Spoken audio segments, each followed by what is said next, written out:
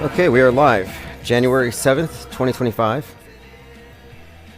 Title of tonight's live stream is Shape Ambivalence. Like, what do you call yourself if you don't actually care that much to make a decision? Like, what if you're undecided? And I'm not being contrarian here, but just in principle, it's like I can't be forced to accept somebody's God or somebody's metaphysical model. I need to know it for myself. And I'm not arguing against the globe specifically. I'm just saying the question of cosmology encompasses our place in it and what you define that as. You know, are we a latecomer evolved on this ball of dirt and water, or is this thing specifically here manufactured for us? Like, these questions are more, I think, relevant to my interests. So I'm watching these people continually debate about whether or not Witsit lied to his family about vaping, and I'm like, I think you guys lost the plot. We have possibly millions of people who could be tearing down the whole world stage itself in terms of all of the lies. And they're hung up on this one particular, for all intents and purposes, false dichotomy, because they don't spend enough time talking about special effects and how foundational that information is to unraveling the whole thing. It's not about flat or round or shape. It's really about open or closed systems of information. And until you get out of their closed system of information, it doesn't matter what you believe. But it is a fun conversation, I suppose, and it's not going to go anywhere. But there's a point where people have to make some concessions. And my concession is this. I can't make a committed statement about what model I believe we're in until I get a better view of this place from so-called space. And so far, everything I've seen from space appears to be from a movie studio. And that includes SpaceX, maybe especially so. I mean, ever since Mousegate, they don't even try to hide it. You remember Starman, the car they sent into space? Like, if you think that was real, your reality has been compromised. And so I can't take information from a compromised model and then say, I just agree with that. So in any kind of a model, let's say a climate model, if a small percentage of the scientists disagree, that's not an argument for dismissing what they have to say. It's a closed system of information if it's impermeable to new information. So it's not even valid at that point as a scientific model. It has to be falsifiable. And so in order to keep the globe falsifiable and space and this whole thing, there has to be skeptics. There have to be those who are cognizant of the fact that the map is not the territory, and it never will be. But right now, the best map that we have has been augmented with too many special effects and cartoons for me to take it seriously. I do not believe I live in the Disney universe on Planet Netflix, even though it looks that way. We're joined by Dominic Spiato, Diana South, Esteban, Roxy W, Lean Dion, Zinvalis, Reverse History, Ears Up, and Thirst for Truth. All right, great. We're off to a good start. I uploaded the IPS Deep Dive number 1 today. Now, it's only out right now for members on YouTube, but at midnight tonight, it's going to go public. And it's about the predictive programming for Trump's head wound.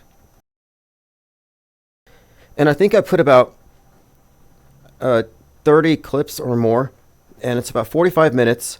And to me, it's important to get our research into one place. So it's like a video mind map.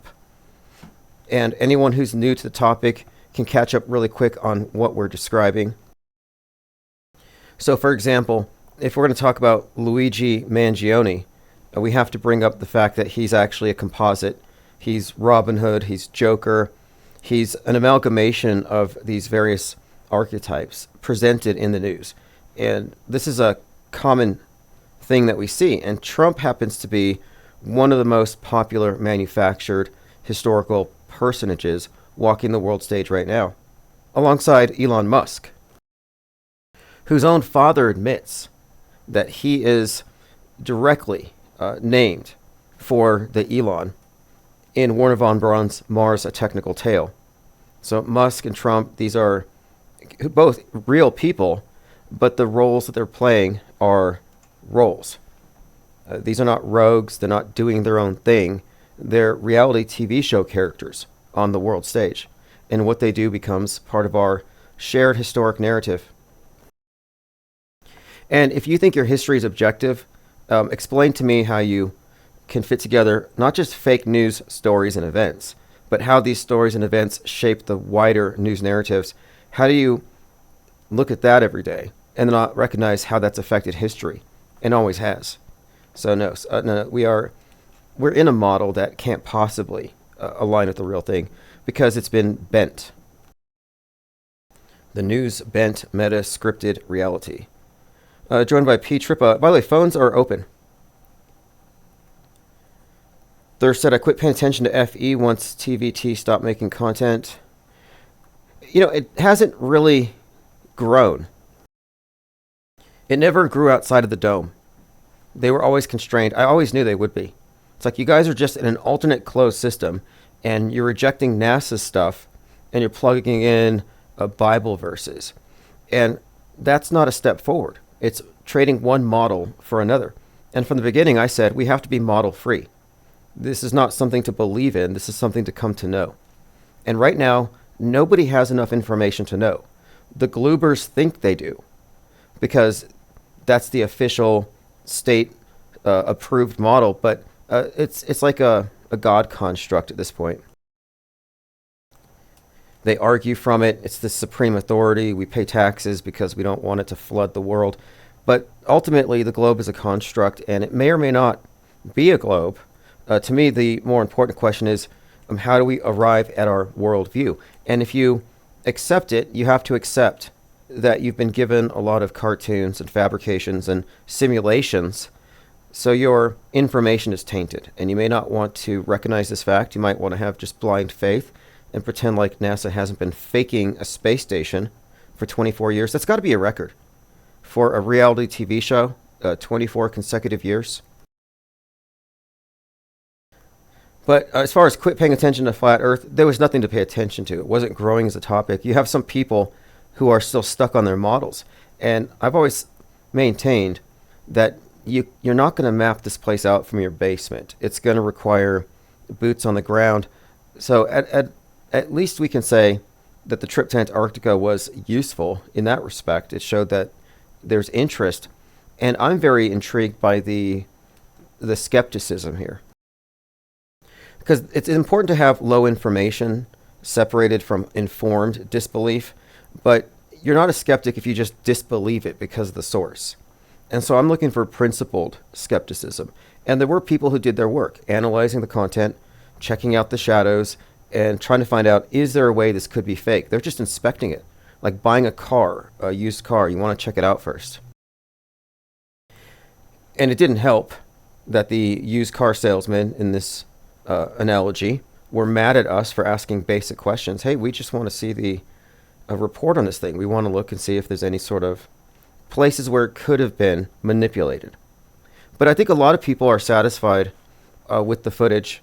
A lot of people are confused by Vapegate.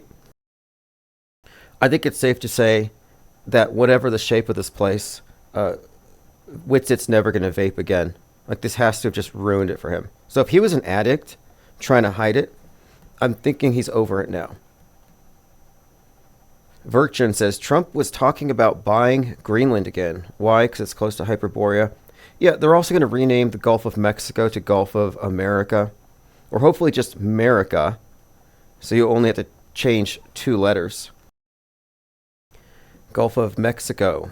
And Canada is going to be annexed or something. So yeah, Trump's planning some big things. So let's go through my short list of points of interest. So shape ambivalence. So who here can't move forward with their lives until they have a definitive answer that they can swear on, like swear on the globe? Like, I'm like, what's the big deal? At this point, it's just idolatry. And I do not like how a lot of these individuals who are on the final experiment side are attacking the conspiracy theorists for being conspiracy theorists. Just getting into name calling. It's like, wow, that's kind of interesting. I mean, how do you turn your back on all these fellow skeptics when you have one point of disagreement? But I'm glad that we have the friction. I'm glad that there's a conversation, because whatever you think about the topic of the shape of the Earth, ultimately, I think what has happened is there's an entire group of people who are just so skeptical and so cynical that nothing's going to get by them without it being checked thoroughly. But we have to prevent reality denialism. Evidence is evidence, facts are facts. Does anybody here have a problem with the sun rising and setting only once a year in Antarctica? Does Antarctica bother anybody? Like, it's not really a huge concern of mine right now. I'm still thinking that at a minimum, they're hiding land, because what they have shown us has been a ridiculous phony. So what's beneath the ridiculous phony? Cope says the final vapes. Van Gogh says, I didn't know Jeranism was a thing. Okay, now, we have to point out that Jeranism uploaded a video with his chest cam. So he had a GoPro, and we got to see more of the trip. And it was his 666th video. Now, Jaron, more than anyone, has talked about how NASA encodes 666 into all of their major psyops, how that number is ominously prevalent whenever you talk about heliocentrism and the speed of the Earth and all these things. And I'm like, wow. Is that some kind of a reveal? Thirst has Sarge made a comment. Well, there's a live video right now, and it mostly consists of people talking about Vapegate. Like, they're so distracted by Witset's vape that there's nothing happening. I listened to a debate between Fight the Flat Earth and some guy named Steve, and Steve couldn't stop making run-on sentences, just total word salad. And from what I can tell, they're acting like victims. Like, how dare all these people turn on Witset and Jaron? Nobody's turning on them. It's not even personal. It's about the information. And one thing I mentioned the other day, and this is an if it's a hoax, it's guaranteed. It's obviously a NASA hoax. And what is their budget? So we're not talking about some pastor and his friends putting together a psyop or something. This is a Netflix production, I'm sure. But the main thing here is that if it were a psyop, it would necessarily have been NASA. So you have to really expand your thinking as to what is fakeable. I mean, NASA has underground Mars bases, and has for decades, populated by stolen children who think they're on Mars, or so I've heard. So if they can do that, if they can Truman show you. I mean, I was just watching some excerpts from Fallout where the people in the bunkers beneath the ground have these LED walls that just make it look like they're in the middle of Kansas. It's kind of beautiful, but you find out, wow, they're underground. So if that's possible, is it a stretch to think that they could fake a trip to Antarctica? Well, not really, but there's other corroborating evidence. I didn't understand their emotionality. I mean, you're saying this is a scientific expedition, but you guys are angry. You're raging. You're exhibiting high levels of offendedness. And some of these guys I heard were betting Bitcoin on the results. So they've kind of contaminated this, strictly speaking, as a scientific experiment. But it doesn't invalidate it. I would almost say, take the L. Just say it's a ball, humor them, laugh behind their backs. Meanwhile, continue to do what we're doing, specifically with regard to debunking the fake news. And that should be our focus anyway. If I could get all these domers to pay attention for a few days to this, we could take down the ISS in the minds of the believers.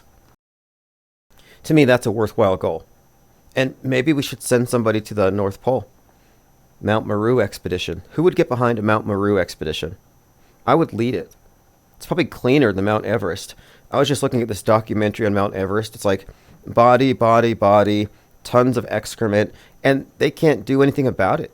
It's like the world's tallest landfill. It's disgusting. But I saw some documentary where these drones are being made that could possibly get rid of a lot of the waste. But Mount Meru, the 33-mile circumference magnetic mountain at the center of it all, that sounds way better than Union Glacier, where the only thing you can do for fun is what? Vape? Stare at the sun? Dominic says, I never followed any flat earth channels. I looked into it and got nowhere.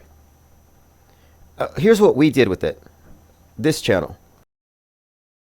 We set up a billboard to take the conversation out of YouTube and force the media to deal with it. And the Research Flat Earth billboard did that. It got the attention of the world's greatest daredevil, Mad Mike, who put our slogan on his rocket and did a documentary. It's on Amazon, Rocket Man. But we took it out of the echo chambers and kind of stirred it up to speed it up. We're kind of an accelerationist organization. We were flat earth accelerationists. Now we are auto hoax accelerationists. But it wasn't going anywhere until we did something. And then it got co-opted by a lot of religious types who stuffed it into musty old conference rooms and charged way too much money to go hang out with these people and talk about it. And no one was talking about going to Antarctica. They physically kicked me out of one of their conferences. They didn't want us there. They had a cop there. They spied, and they dragged me out of the VIP. They were just extremely rude. Reverse history, you're in for Mount Meru. Yeah, I'm just into it. I want the t-shirt. The Mount Meru t-shirt. We haven't designed it yet, but I'll get X32 to design something. We could get support. Look, if they could get $30K per person to go down to Antarctica, we could get the backing to go to the North Pole. And I'm not saying Mount Meru is there, because if it was, obviously they wouldn't take you there. However, I was looking at this movie, I think it's The Golden Compass, in that series. No, Dark Matter, His Dark Materials. His Dark Materials. And it has this concept where you go to the North Pole, and you're actually going into this other realm, where the people are psychic. They have magic abilities, and they steal our children, and we don't know they exist. Interesting concept. But anyway, I'd like to go to see the established, whatever they say is the North Pole. Cope says, wasn't there going to be a crew of flat earthers dressed in astronaut suits going to a North Pole expedition back in the day? Haven't heard about it. The only person I knew who was really pushing for this was Saturn, quasi-luminous, a.k.a. Satan, the plumber, who claimed that the center of the world is a black hole, and if you jump in, you'll live forever. But before you can go, you have to sign a blood pact to him by spilling your blood and writing a prayer on a napkin. I'm not making this up. They called it blood over intent. And it actually got a lot of coverage, even TMZ. They said, why are these YouTubers cutting themselves and talking about going to the North Pole? And it's all because of quasi-luminous and this idea that we're dead. And the compass leads you to the place where you can, I guess, come back to life. Let me go ahead and bring this up on blood over intent, just so no one here thinks I'm making this up.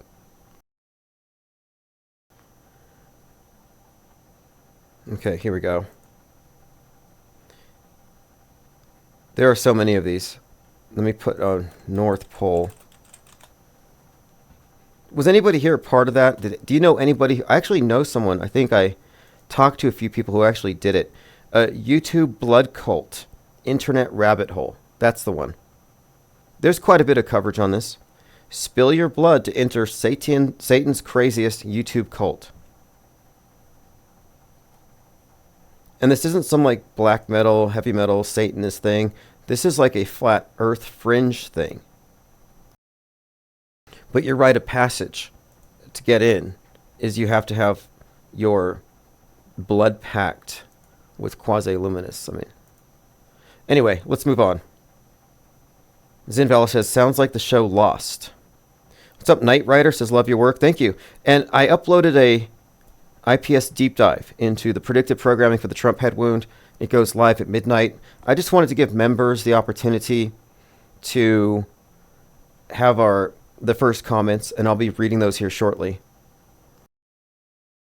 The show I mentioned, His Dark Materials, and I think it's part of the Golden Compass series. It has this interesting concept of the North Pole, and children are being kidnapped for something called dust, which is kind of an adrenochrome thing. His Dark Materials is a multi-world reality, with the action moving from one to the other, set in an alternative world where human souls manifest there as animal companions called demons. Anyway, it's a fascinating series, but what I mentioned it here is because when you go to the North Pole, you're not just going to the center. There's passage, more or less. Interesting alternative cosmography. Van Gogh says, cool, I like a good cult. Laserstead, I still watch Quasi. Awesome. I always thought it was kind of interesting that he's a plumber, and he's always describing this drain, this hole in the center of the world. I'm like, it's kind of ironic. Yeah, that's the one, Lean Dion. So at the very beginning of the show, it has the world as like a plane, and then another plane, like stacks of them. Like stacks of planes. Interesting. And I'm more interested in open or closed systems, our mental model, and how it interacts as far as the relationship between the self and the universe. And are we just egotistical apes on a dying planet in a universe that's going to collapse on itself? Or are we like the players in the game? Are we the focus of this thing? And those questions are, again, I think more interesting and relevant than shape stuff. I would love for it to be subtle. No questions. Just give me a good picture, give me a good video, stop faking stuff. But I don't have any expectations that we're going to be let in on anything. Charming Anarchist said, I'd like to go to the North Pole if possible. The more of us who are interested in going, the more likely it will happen. And I think it would be worth our time. And a lot of people would want to see it. We had this concept years ago in 2018, and it was called Finding the Edge. And then we were discussing going to different places to get data points, if nothing else. And the edge isn't just about the world, but about every area of conspiracy, I guess, conjecture, and finding out what can be known. Like somebody needs to go talk to some pilots about chemtrails. Somebody needs to go talk to a brain surgeon about adrenochrome. Like, talk to the experts to find out what's real and what isn't, and debunk every false premise that you might have accepted. So Finding the Edge was a reality TV show concept or a real live stream concept, and that's the approach we would take for going to the North Pole. Laser says he's making bank as a plumber. Yeah, my friend who's a plumber, yes, great money. I should have been a plumber. I'm actually starting a side gig, hauling junk, which is easy. And I transported bodies for several funeral homes in the office of the medical investigator. So if I can do that, I can take some trash out of somebody's backyard and take it to the dump. Ted Stryker, nice vid earlier, Tim. Good stuff. Thank you. Appreciate it. Let me go ahead and read some comments. Again, the video will be available in a couple of hours. IPS Deep Dive number 1, Predictive Programming for Donald Trump Head Wound. Okay, comments. Ted Strike. Okay, Nicotramus, Pure Gold, Bach Precision. Good video, 20 minutes in so far. Okay, yeah, this is the first of what will be many IPS deep dives, which are basically 20. I was actually thinking 20 or 30 minutes. This one took 45. But we could take all the information we have about the fictional universe of Batman and Joker and how it correlates to these various psyop operatives, the shooters, the bombers, the assassins, and that alone, all that content, all these connections could easily constitute a 30-minute breakdown. But it's nice to put it all together. And in that particular one, I started with Butler, and I went into all the concurrent programming that I could find. And so this should also pose something of a challenge to the coincidence theorists, the ones who say, oh, these are meaningless connections. You've got apophenia, or you're cherry picking. You are using the Texas sharpshooter fallacy. It's like, well, no, this is not that. We've gone through this methodology for some time, and the truth of it is, we have found that there is intrinsic fakery. It's built into media, and there's a relationship between entertainment and news that you can only describe as synchronous. They synchronize it. And we have so many examples that if it's not coincidence, then what is it? The go-to explanation for too long has been vague. Higher powers, wizards and stuff. And that's fine. It's entertaining. But what are the facts? And I think what we're presenting here is something that's conclusive, that what we're really seeing with so-called predictive programming is an extension or part of the same department that does the staged events. It's not a separate group. I call it the psyop entertainment complex. Inks G says you could probably get a lot of business from hoarders. They would not be my customers because they hoard. I've been into the homes of a couple of hoarders when I was doing decedent transport. One of them, I mean, it was like 6 foot tall stacks of old magazines, no room to walk, just insane. Some kind of a obsessive compulsive. These days, I think we're all kind of hoarders, but it's digital, so we don't see it. But I think we have the same affliction. I pay way too much for storage. Roxy says, oh, thank you. You could get a job at a radio station. You know, speaking of which, we have looked into broadcasting on terrestrial radio because there are places where you can pay for time slots, like hours at a time, and you reach a certain number of people every quarter hour. And if I was going to do some late night open phones with a set number of topics or questions, I could fish for new callers quite easily by tapping into one of these. And it's something I am definitely looking into. Gondola Wish says, what events do you anticipate will transpire between now and January 20th? Well, January 19th, Trump's having a rally. And I've heard some fringies on the left suggesting that he's going to bring his army to town. So I'm not sure what that means, but they think it's precipitating some kind of friction. As far as anything else, well, we have a lot of predictive value in the various movies that have been released over the last few months. Homestead's a big one. And that one specifically says that this is the year. And I'll say this. I think that Trump's second term, this number 47 thing, I think this correlates to the Blackout Bowl and all the nuke stuff we've seen. 119 is a very significant day as well, Observing Reality remarks. That's the date Donnie Darko came out. Now, Donnie Darko is not only about Trump and foreshadows 2020 and had 9/11 predictive programming, so they banned a lot of the marketing material. And the father of the director works for NASA on the Viking Mars project.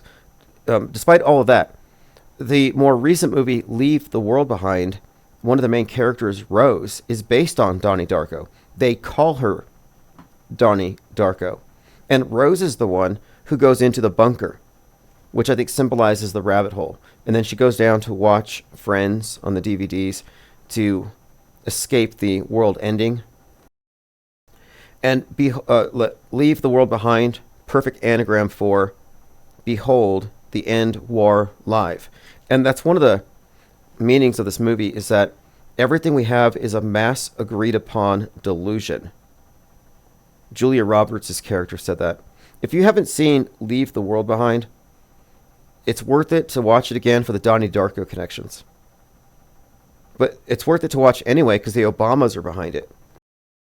And that's especially telling considering their role, or Barack Obama's role in the government, and the psyops he presided over. You know, these aren't dummies. They're not insulated. They're not fools. They have security clearances. They know what's fake. So this is all a big joke to them, like it is to us. And for them to get into Netflix, which is where all the major predictive programming messaging goes, and then to produce a movie just full of stuff that And this isn't just us. Before that movie came out, I said, watch, Leave the World Behind is going to foreshadow what happens the rest of the year and into the future. And sure enough, if you look up Leave the World Behind, you will find many articles where the media is saying that there are many news stories that people are comparing to the movie. And why this is significant is that it shows that movies become part of our frame of reference. And that frame of reference is how they establish what psyops are going to work on you. I mean, we're inoculated. There's no psyop that can work on me. Drones didn't work. Alien invasion couldn't possibly work. When was the last time a psyop actually worked for you? Like, affected you? Lane Dion says they're on higher ground. Yeah, they're on higher ground. That's their production company. And in Leave the World Behind, one of the sections was called The Flood. And so there's this story of the flood, and it has this connotation, of course, of getting on higher ground. Gondola wishes, have you watched Silo? I need to. Tremendous amount of predictive programming. They're told to stay underground and believe a fake screen of the outside. See, that's exactly what we're expecting. There were PSAs 2 years ago for a potential atomic bomb, and this was in New York, and they said, go in your house, don't stay in your car, just go in your house and watch TV, watch the media. I'm like, okay, well, what about the people who don't have homes? But I just finished watching the entire 4 seasons of The Boys, the Homelander series. Well, Homelander is based on Trump. And this is one of the things I brought up in my IPS Deep Dive number 1, are the Homelander. See, the Homelander finale had to change the title because the last 2 episodes so closely approximated the Trump event, the themes, the symbolism. The Trump guy with the blood on his face. They changed the title. And then it turns out that the teaser trailer for Captain America Brave New World that comes out next month, the teaser trailer was released a day before Butler. And it has Harrison Ford as president being shot at, but he survives. Right after the Trump shooting, they went in there and they changed the trailer. They took that scene out. So when we're seeing these big productions having to alter their messaging, we're seeing something, it's a big reveal. It's like they're self-aware. And we have so many examples of this. One of the best ones is Collateral Damage, the Arnold Schwarzenegger film. There were billboards for Collateral Damage overlooking Ground Zero. And on it you have Arnold Schwarzenegger, who has associations with the Terminator, which is highly significant in this context. But that movie's release was delayed because it had so many scenes involving terrorism and 9/11-y type situations. So it took a whole rewrite. And there are many examples. Megalopolis, recent movie, which I mentioned in that documentary, also had to change everything because 9/11. It delayed it for 20 years. And even still, they still included footage from 9/11 2001 in the final cut. Girl says, be all you can be in today's army, and if you make it into the Green Beret, you can play a key role in major terrorist attack psyops. Your army training can qualify you to play a role. That was never offered me when I was in the army. But from my experience in it, I can say it's so compartmentalized, you would never know. I mean, it's rather incredible. I mean, if you really think about it, because what you have with the army is a group of people who are programmed to believe in certain things. It's all based on drills, but their essential premise is these are the threats. And I think that's how this place is held in check, by threats, state power, things that could annihilate us, mutually assured destruction. If you didn't believe in these things, you couldn't really do your job. Gondola Wish says in Silo, they're concerned about relics of the old world, which are illegal to own. The censorship and level of monitoring is like a panopticon. I mentioned the Humanity Bureau a few days ago. That's the one with Nicolas Cage, came out in like 2018, 2019. And it's about a future America. We're locked down because we had nuclear bombs. There's there's fallout. So you're in shelters. Everything's radioactive. But you're not allowed to own the Geiger counters. Well, someone gets a hold of one and they find out, we've been locked down for no reason. There's nothing here. Now, that would never happen in real life, obviously.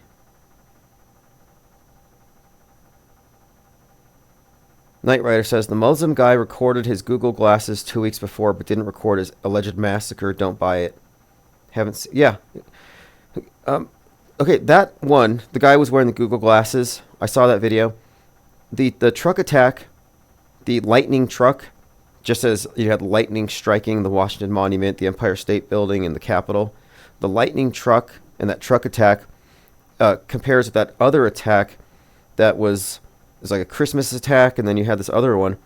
But both of these characters had been on TV before, like BBC for one of these guys, the one that the previous one, and this recent guy.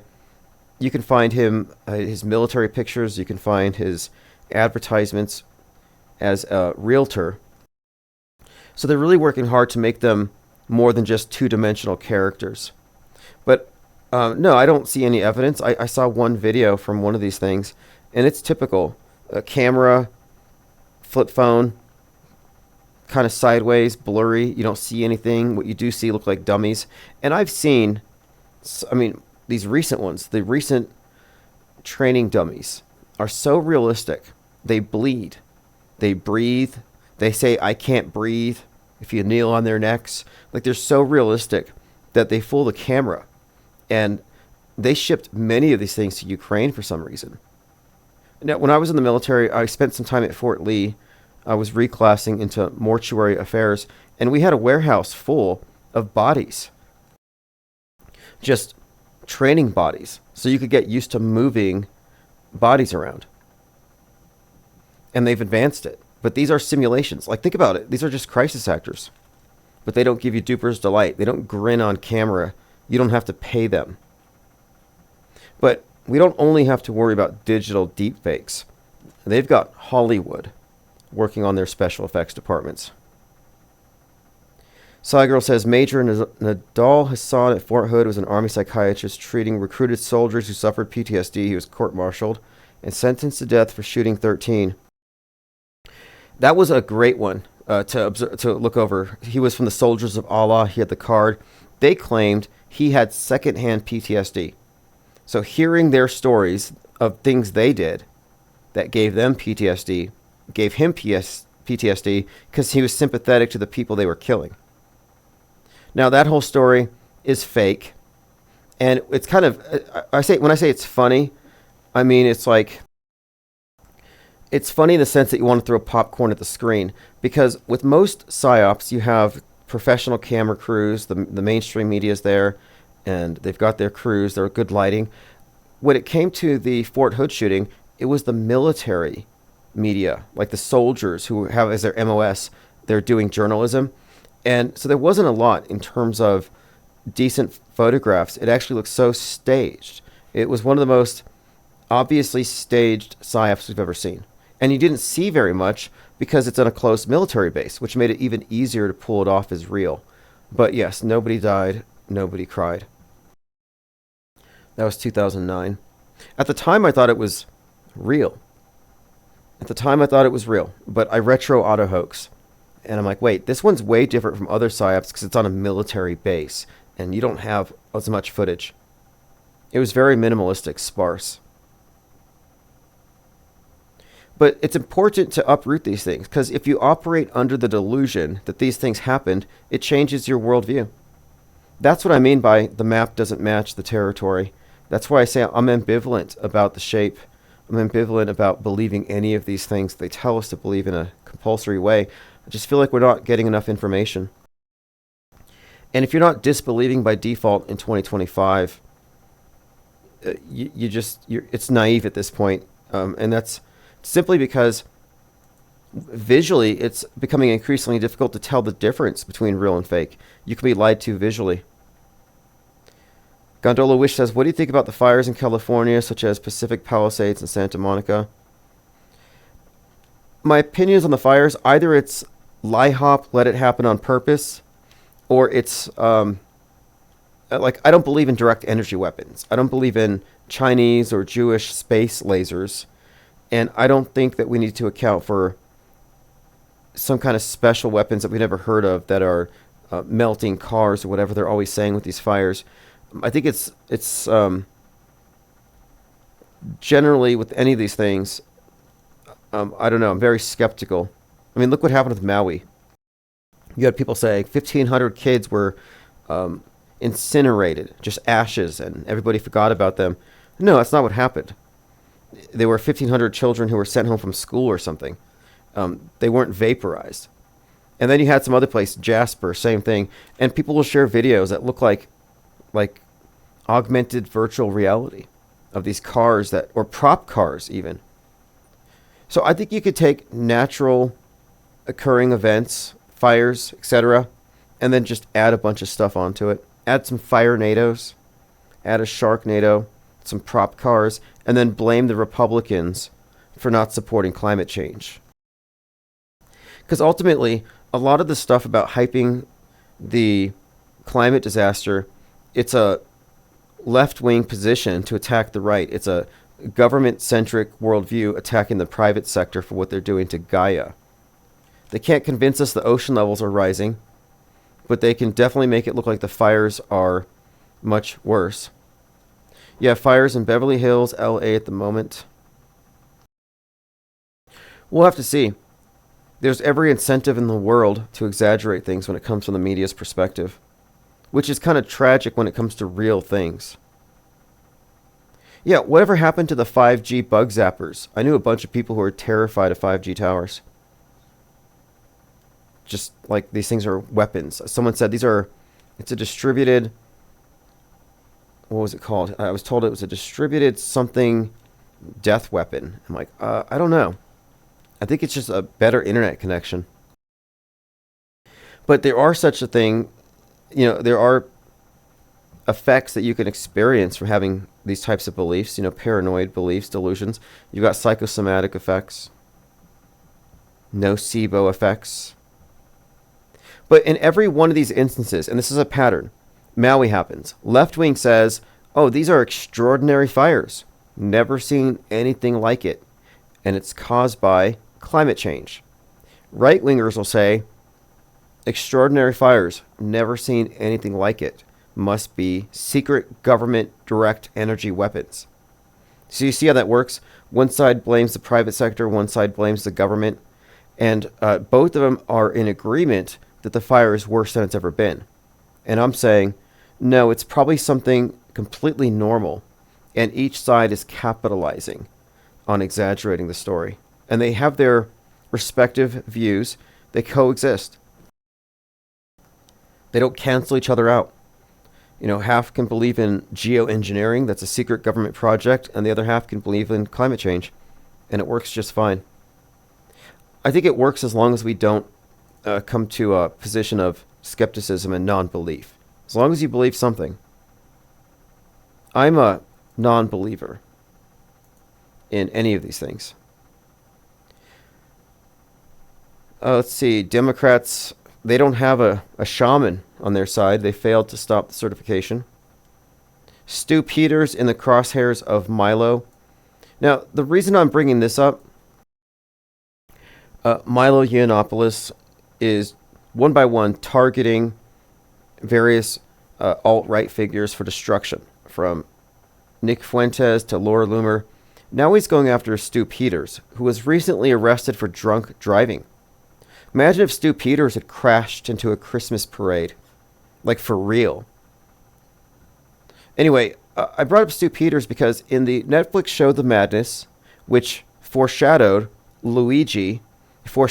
Musk and his current role with Trump, it has this character named Mark Simon, known online as Brother 14. And he's the leader of a group called The Forge. The Forge is like a white nationalist hate group. So this character looks like Stu Peters, but he's like Nick Fuentes in the sense that he's a leader of the group. Fuentes is the leader of America First. So I'm watching the show. The rich billionaire CEO funding the online Nazis is based on Musk. Mark Simons looks like Stu Peters, although he's got this Fuentes kind of mashup, and he gets killed. Then you've got Lauren Summers, who looks exactly and acts exactly like Laura Loomer. She's a conspiracy theorist. She's kind of crazy. And I'm seeing all these parallels between these characters in the madness and the real world corresponding people. So I'm thinking, are they going to kill Stu Peters? And right before that movie came out, he said that there were hits out on his head and money was being put for someone to take him out. And then Nick Fuentes had an assassin with a crossbow showing up at his house. Laura Loomer hasn't been hit with any kind of a nerve agent, which approximates a heart attack yet. And Musk hasn't been assassinated. Although, on Blue Sky, which is like the left-wing Twitter, they do circulate images of him with a gun pointed at his chest. So it's there. The madness is about mind viruses, the rage virus. And it's about class warfare. It's got 3D printed guns. And at the end, the CEO gets killed. And this is applauded. It's just implied that this was a good thing.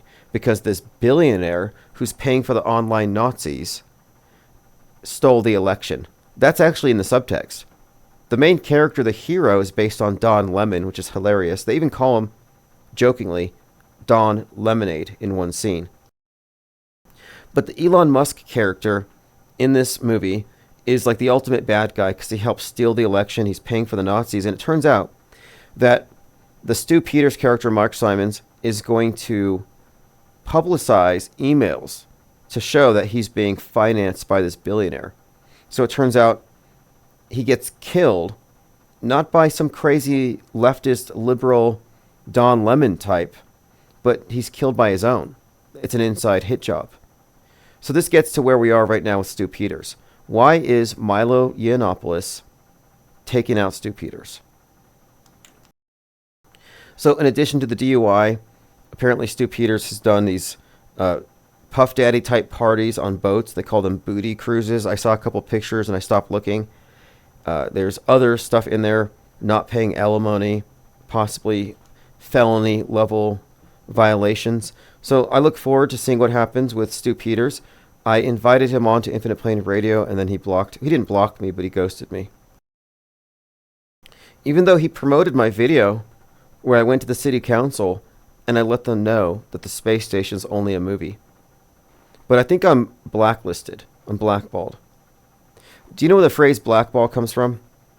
If you join the Masonic cult and somebody's being recommended to join, they have this kind of a ceremony where you put a black or a white ball into the box.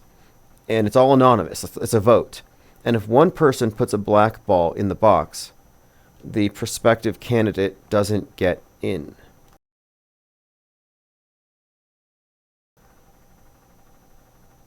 Cygirl says, here's a new Rumble video that takes apart Stu Peters' occupied video as Jew obsessed to cover up the role of Jesuits. I'll take a look. I don't take these individuals seriously. He's a propaganda vector. He works closely with Lauren Wickens, who trolls as an alt-right, trad, wife, racist type, but she's the complete opposite. None of these people are real. They're really not. I'm starting to think that Nick Fuentes staged the assassination attempt because that was the same day that he was in the news for shoving the 60-year-old woman down his stairs and spraying her with mace. And he had to make it look like he felt threatened and scared. So that assassination attempt came at the right time to kind of make the case that, oh, Nick's a poor victim. No, I don't think he is. I don't think anybody even would know who he was, if not for these types of events. It's like swatting gets you so much attention. Swatting was a big deal for years. Everybody who is anybody would get swatted. You need some clicks, get swatted. You need some sympathy clicks, get swatted. Need money, get swatted. Marjorie Taylor Greene is like, if I had answered the door with my shotgun, they would have killed me. It's like, no, you're a congresswoman. You have security. They would have contacted the security first before they initiated a SWAT attack. But swatting got old, and people stopped caring. And then Trump comes along, and he stages an assassination attempt. And you can't top that. But Nick Fuentes is like, well, let me try. So he has one of his friends put on a motorcycle helmet, knock on the door with a crossbow. That's like the closest we got. Lean Dion says, so many of our terms and language seem to have Masonic origin. Yeah, these are the Masonic states of America. And that's a fascinating topic. I'll do a deep dive on it. The Masonic thing. Because I don't say Masons run the world. That's a vast oversimplification. But it's interesting to look at the iconography and how there are these hierarchical systems stratified by layers of secrecy. Like security clearances, but it's done through blood oaths. The guild system. I mean, that's what the grips are and the handshakes. It's to show that you've been let in on a certain level of knowledge, and it pertained to the stonemasons and their secrets. So trade secrets is what we're ultimately talking about. So it would be interesting to discuss that culture as it influences our modern worldview. Like, I am also interested in looking at how a lot of these old symbols have been repurposed and how they've been given a new iteration to blend in. It's a very syncretic thing, this world stage, how it adapts. Like, I find it interesting to look at how many Old Testament myths have been and concepts have been brought back under the guise of science and outer space as this like new heaven. I think it's more that than anything. In fact, let me bring this up. This is something I put together, a meme I put together. Space travel is a Masonic occult mystery school allegory for ascending to higher states of consciousness. So here's a headline. SpaceX prepares for a massive test this week, firing all 33 Starship engines at once. Now, fake space travel is something we talk about a bit, and I have this image here of the Kabbalistic tree of life that shows the connection from the kingdom to the celestial realm with these various spheres named for the planets, and how this is very similar in a way to the idea of the solar system. And what we're looking at here is a cosmological model, just a way of looking at the universe from a user's perspective. So in this perspective, we are in the material realm, matter, and our consciousness does extend to higher realms. But to extend those realms, you have to align these various centers where the soul plugs into the body, the so-called chakras. So the idea here is that the 33 relates to the 33 vertebrae in the spine. So space is higher consciousness, and the firing of the 33 engines represents the consciousness being fully lit, taking one from the kingdom to the crown. And there are 10 spheres, so it's 10 to 1. So there's a idea here of space travel as just allegory. And that makes sense if you look, and there's deeper levels to it. I mean, it's not a coincidence that the escape velocity is Mach 33. So if you want to escape the material realm, you got to go Mach 33. It's kind of poetic. There's even a runway. I think it's runway 33 at the Kennedy Space Center. I would even point out that the obelisk itself is a symbol of the god of ascension and death and resurrection. That's what the whole symbolism is of the rocket sending up into space. It's actually it has an esoteric meaning, and the idea of going to space is like the literal interpretation that the profane get.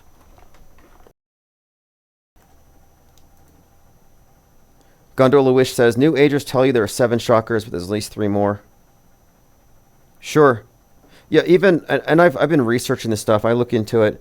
Even Aleister Crowley talked about more. But for, I guess, the system that they put together, this syncretic blend, they have a somewhat simplified version. The astronauts are paid $33 an hour to fake the moon trip. Yeah, I've seen on Neil Armstrong They gave him $33 for his time to the moon. Let me bring that up.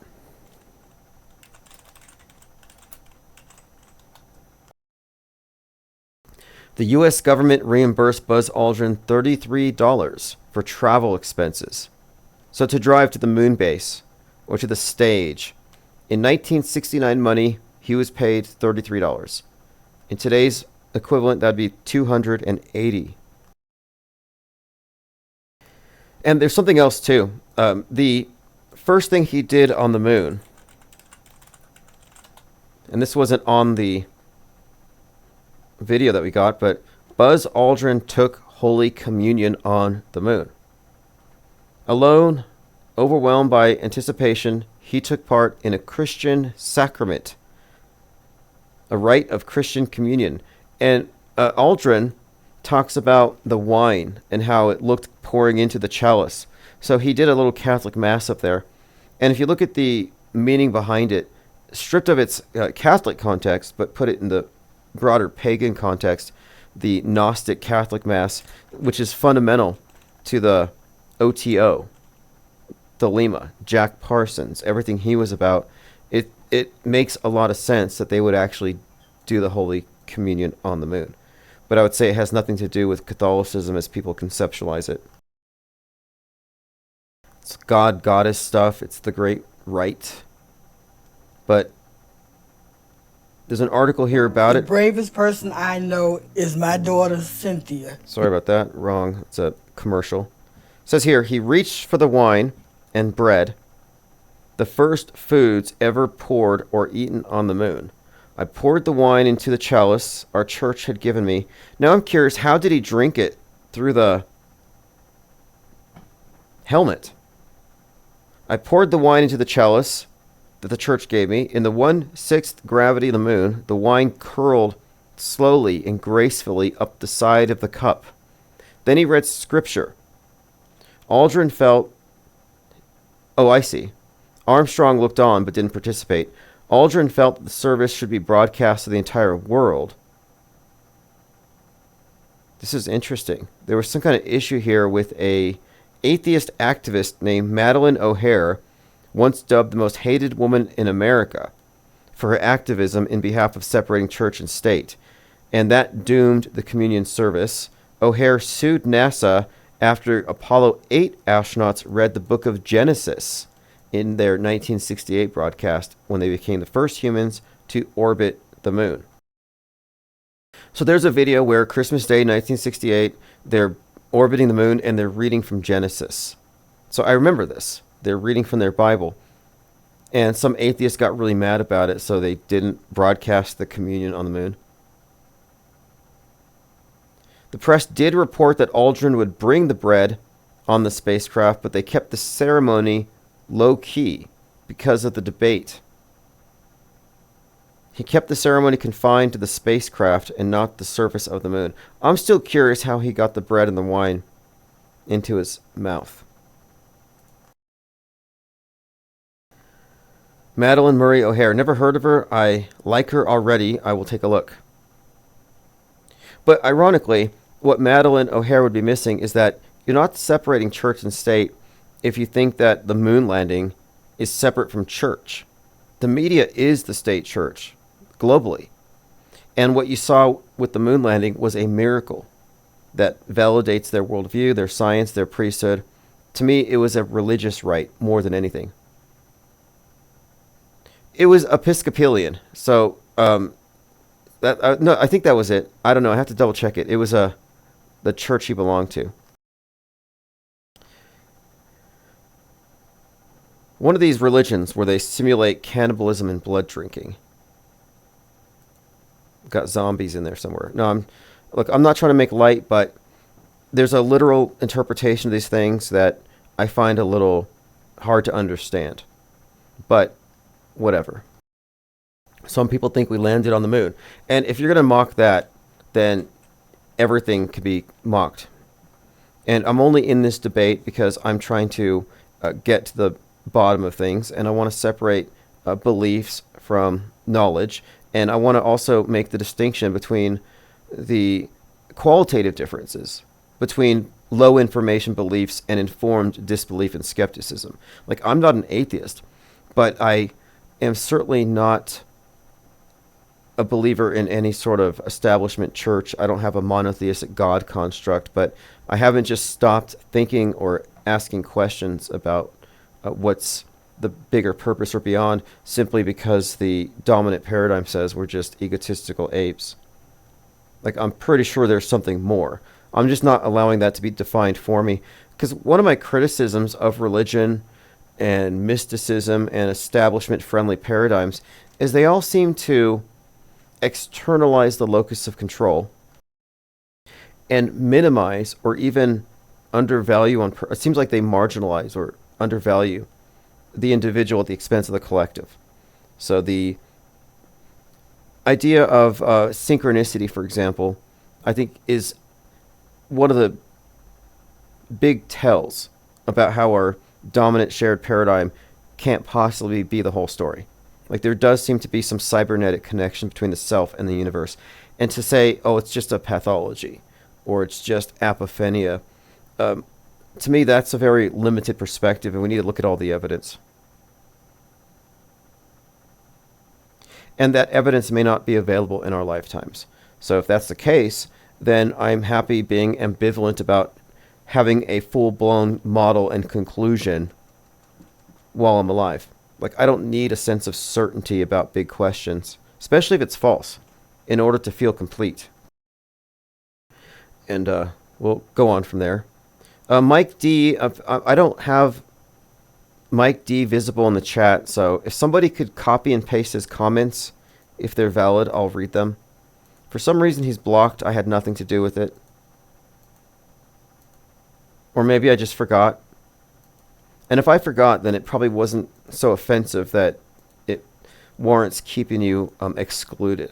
I mean, everybody has something valuable to say, even Mike D, I'm sure. Okay, let's go ahead and go through my minds.com. I haven't even gotten started on that. And you're also allowed to call in.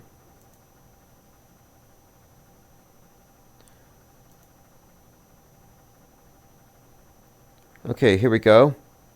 Oh, I tweeted at Marjorie Taylor Greene.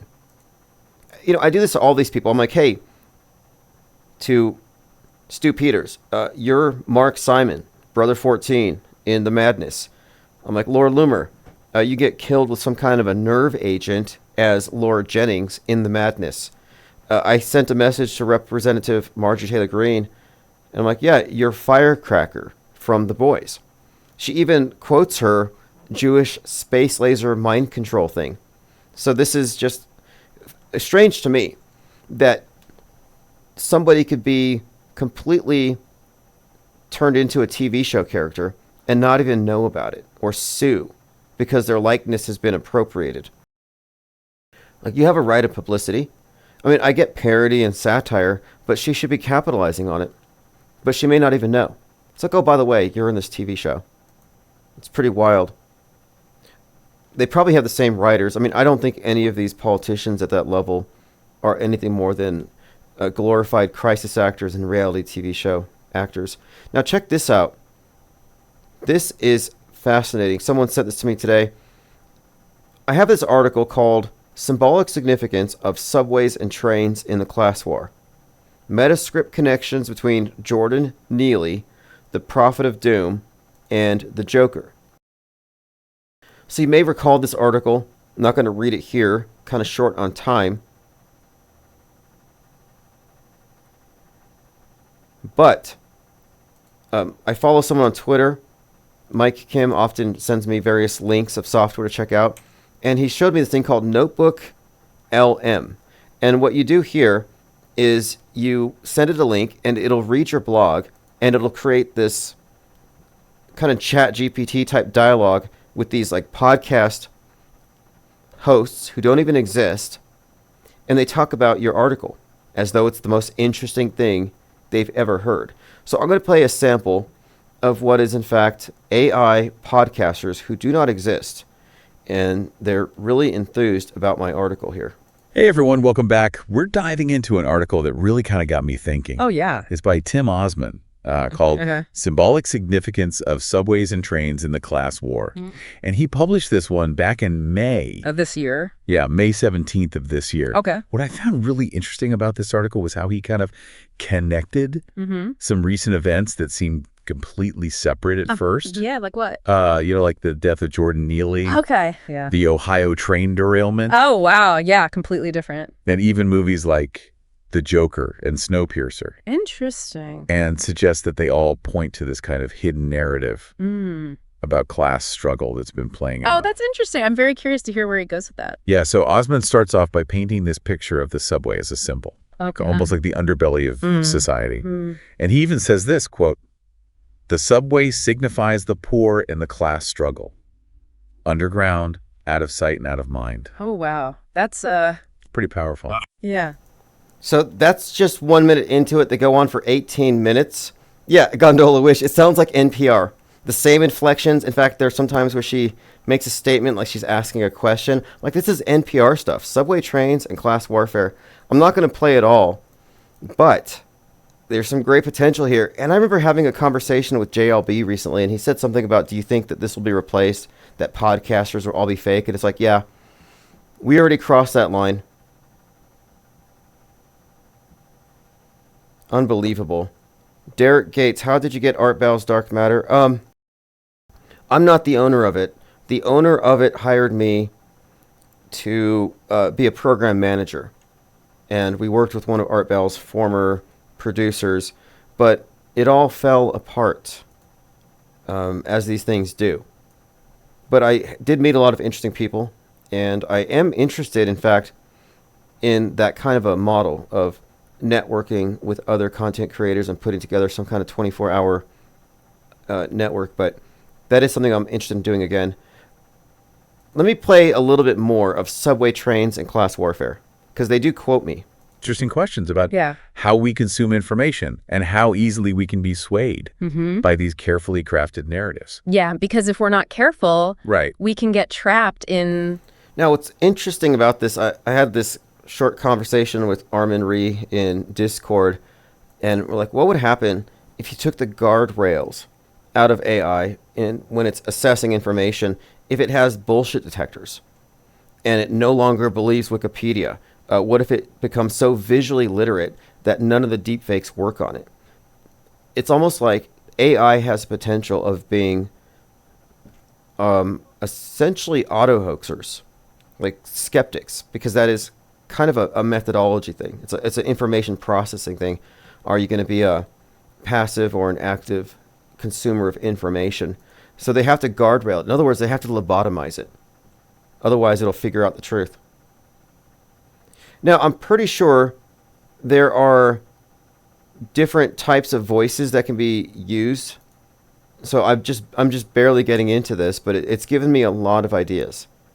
And I'm going to make full use of this as I do every other tech that comes my way. Speaking of tech, I got this new mind mapping technology. A couple of large dry erase boards were gifted to me. So I'm going to be using those to do some live mind mapping here very soon. Lean Dion said, would not have known that was AI if not told first. Well, I was listening to it, and I'm like, wait, why do these NPR-friendly people agree with me? Like, I was just blown away that they agreed with me, because people with that kind of demeanor, NPR-ish, would never approach anything that's remotely near like conspiracy theories and alternative thought. So I'm like, no, there's no way. But I thought it was real for a moment. Marcel says, a machine that cannot lie. Yeah, that's what I'm saying. A machine that cannot lie. And that is going to happen. There's going to be a point. I mean, what about body language analysis and other things? Like, what's its basis for making decisions and judgments? You know, it's interesting to see that at some point it may be difficult to keep it under control. Copaesthetic says, we could use this AI fake podcaster thing on Moldfinch. Yeah, absolutely. Oh, I have some ideas. IPR. You know, okay, so Infinite Plane Radio, IPR, for a long time, I did have the NPR logo kind of repurposed. Yeah, look right here. I actually have it on some shirts on Bonfire in stock. So if you want an NPR style IPR shirt, here is a link.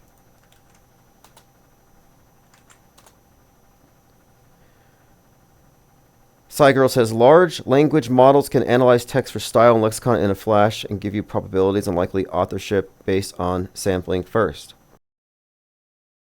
Right. Well, I've been using text to video. I've been using, I'll have it analyze a photo, give me a written breakdown of it. I use it for a lot of writing, for doing summaries. It's very useful. I've used it for legal work, but recently I've been working on turning my script for Penguinotti into a storyboard, an animated storyboard. And I think it's compelling enough that once I have it out and produced, I will attract animators and others who might want to work on it and make it real. And you may see these images of cyborg penguins burning down cities. That's not really what's in the first part, but that would be part 2. The first part of the Penguinotti has to do with the advent of it, the singularity that the penguins reach, their use of nootropics, neurolinking, etc. But it's going to come out as an animated storyboard first, and I couldn't do it without AI. Okay, well, I have to leave for now, but we're going to continue this conversation tomorrow. In about 1 hour, the IPS deep dive will go public. So if you're not a member right now, I'm going to put a link below. Go ahead and bookmark that, and it'll be public here in a little while. And let me go ahead and go through the comments on it, see if there's anything else.